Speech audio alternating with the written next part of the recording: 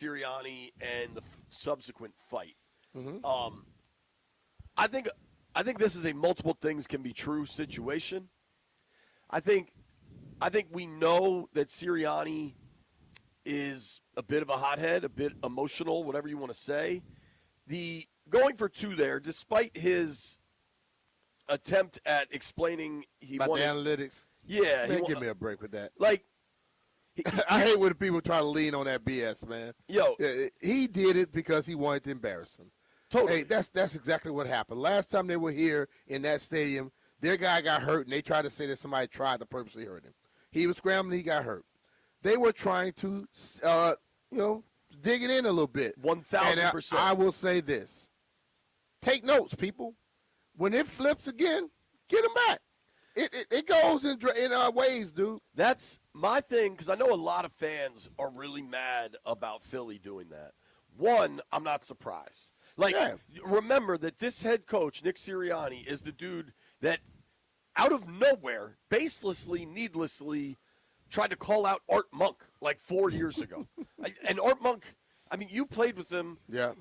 He's widely considered one of the classiest, kindest, most stand-up, off-the-field individuals. Yeah. Art Monk doesn't really speak. He doesn't cause trouble.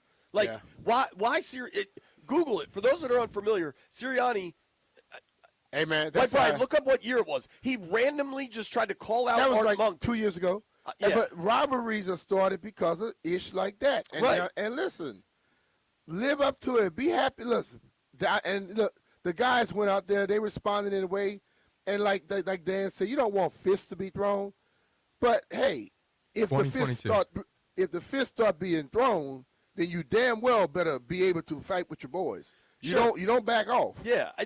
Listen, I think a number of things happen. One, we shouldn't be surprised Sirianni did that. That's just how the dude operates. This is a rivalry game.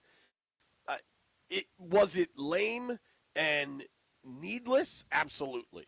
But they're also allowed to do that. Yeah. You know what Washington's allowed to do? Stop it. Yeah, exactly. like break up the pass. You know, it reminds me of that kind of reminds me of, remember the game when the Patriots were playing against us? Yeah. And they that scored. Was with Coach Joe. They scored late, and Philip Daniels, that's his name, right? Yeah. Big Phil was like, man, I can't believe they're trying to run the score up on Coach Gibbs. Dude, you're on defense. You've been out there the whole time. They scored almost 40 damn points. You can't be pissed at nobody but yourself. So you can stop them. As I always say, just because somebody turned the ball over don't mean you got to let them go 90. Totally. You know what I mean? So, is Sirianni relatively classless? Yes. But at the same time, he was doing what his fan base would love him to do. Where I think there is misdirected anger for Washington, you spent this organization spent their offseason to chase Philly. They tried to get bigger. They tried to get tougher because they want to beat Philly because they know that's how they got to. That's where they got to go through to win the division. And what Saturday showed, and there's a zillion injuries, and that provides context to all of it, right? Like there's layers to this. But what Philly did specifically with the 2-point conversion was try to bully Washington. Yeah. And where the anger should be is that Washington was able to be bullied. And that's why you respond with the fight and everything else. Specifically with the fight, you got an O lineman, probably 330, going after a DB who's probably a $185. That's why Quan jumps in. That's why Javon. Hell yeah, you're supposed to jump in. I'm not mad about that. No. That's football. That's like once the stuff starts, where folks should be more concerned is that Washington is nowhere close to Philly. Philly just clinched the division for the first time since you were playing up there. Back-to-back years. That hasn't happened in forever. Now, they had a good game plan, and they were in that game. They had the lead at halftime. Philly is completely broken at the kicker position, which, allow yourself some enjoyment for that. But, the Commanders could not stop the Eagles when they needed to. Saquon did his thing again against Washington, finished that game with a $130, and then they put Bigsby in to kind of finish the game off. The bigger problems here are significant for Washington and require really significant examination and figuring out how they're going to fix this roster. A two-pointer by a hothead head coach. And the thing of it is what it is. Basically, their tush-push has been grounded this year because people have figured out ways. And also now they're getting called for all the offside and false starts. What they did was say, oh, we don't have to do the tush-push. We'll do it another way. And that's what they did. And I think they for that conversion, they were like, okay, we're going for it. But the whole thing about it is that type of stuff happens. And all you could do is take notes. And next time you play them and you're up, you get them back. Man, look, that's what those guys said. I am a revengeful dude, okay? When I play ball, you could get me today. I'm going to get your ass back tomorrow. And listen, I was proud of them for sticking with each other. And I'm going to be even more proud because I know this thing churns. They'll get that chance to come back and get them again. And I hope Sirianni is still the coach at that moment. I hope he is. And then say, yeah, we just wanted to make sure he knew what happened 2 years ago, a year ago, whatever. A part of me wonders, too, and no way would Sirianni say this, but because their kicker was so broken, I wonder if he didn't want to line him up for an extra point and have him miss another one. Because Philly's going to be playing in January. I ain't giving him that excuse. I don't wanted to rub it in. That's what I must go with. I think that's the reality. Yeah. But a small part of me wonders if it's like, dude, let's not send Jake back out there. Let's just go for two and come up with this cockamamie 19-point thing. If I'm the owner, I'll say, why did you sign him? I don't want to hear about we didn't want running back out there again. Why did you keep him on the team? I think that's what I'll be asking. Publicly, I think the Commanders players did a really good job of saying, we'll see him again in 2 weeks. We'll see how this goes, right? Mm-hmm. Privately, I think they were furious. Yeah. And I understand that. I also think for Dan Quinn, I think DQ did a good job of what he said publicly versus what he felt privately. I think if you're Dan Quinn, what really pisses you off is there's only 32 people on the planet that are coaching NFL teams, right?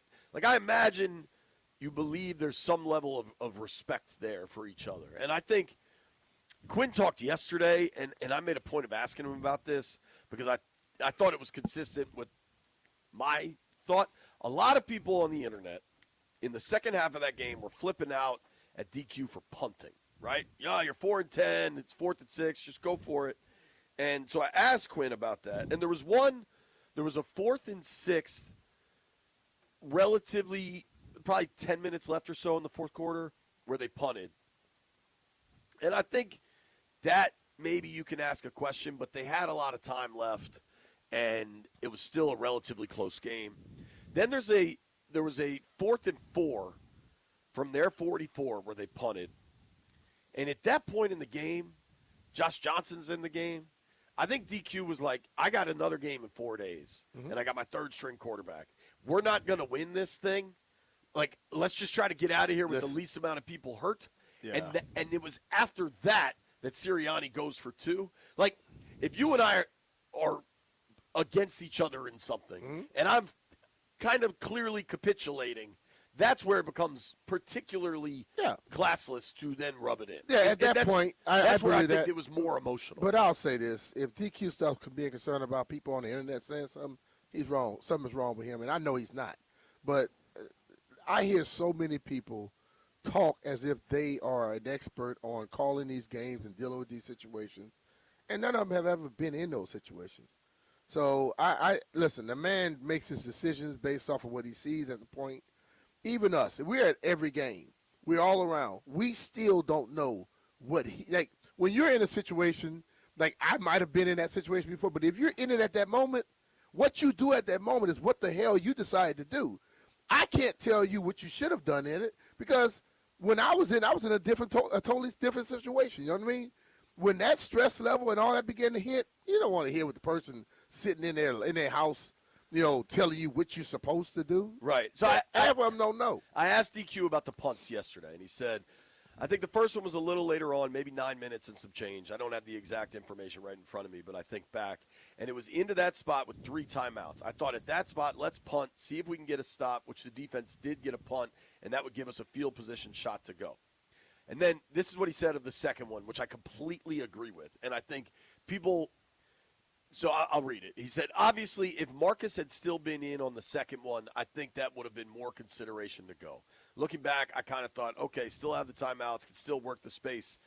Obviously, we didn't get the stop. They had the long run, and so that was really the reason behind it. Mm-hmm. The first one I thought too early, and the second one, I think I could have flipped a coin to say, okay, this is a better chance for us to go here than not.